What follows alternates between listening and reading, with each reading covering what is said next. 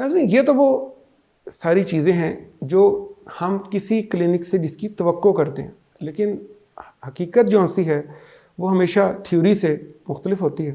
آج ہماری خوش قسمتی ہے کہ ایک بار پھر ہمارے ساتھ ڈاکٹر عبد المسعود صاحب موجود ہیں۔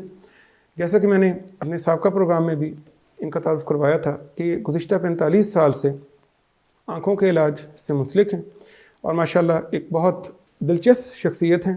آپ ان سے کسی بھی موضوع پہ بات کریں تو آپ کو ضرور اس بات کا احساس ہوگا کہ اگر کسی انسان نے اپنی زندگی کو کسی صحیح انداز میں چلایا ہے تو اس کی مثال آپ کے سامنے ہے۔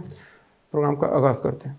السلام علیکم ڈاکٹر صاحب۔ وعلیکم السلام ورحمۃ اللہ وبرکاتہ۔ ڈاکٹر صاحب آج ہم نے اس بات کا فیصلہ کیا ہے کہ ہم آپ سے یہ سمجھیں، جس طرح میں نے ایک سٹینڈرڈ پروسیجر تو بتا دیا کہ کلینک کو کیا ہونا چاہیے، لیکن میں یہ جاننا چاہوں گا کہ آج سے 45 سال پہلے آپ نے کلینک کا آغاز کیسے کیا؟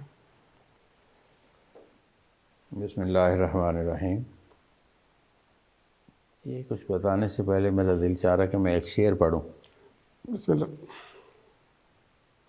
ہم نے روتی ہی آنکھوں کو ہنسایا عابد، ماشاءاللہ۔ ہم نے روتی ہوئی آنکھوں کو ہنسایا عابد،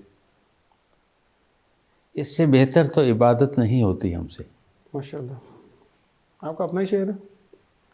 یہ سوچ کے اگر زندگی میں سٹیپ لیا جائے کہ میں نے وہ کام بھی کرنا ہے جو جس سے اللہ خوش ہے اور گھر والے بھی خوش ہیں اور میں بھی۔ خیر، مختصر سے ٹائم میں میری اس طریقہ کار کو میں اچھے طریقے سے انداز سے بتا تو نہیں سکوں گا، لیکن کیونکہ پرانی باتیں ہیں ریکال کر کے کوشش کروں گا کہ میں سم اپ کروں، تھوڑے ٹائم میں آپ کو وہ چیز بتاؤں جس طریقے سے میں نے زندگی میں اس کا آغاز کیا۔ جی ماشاءاللہ۔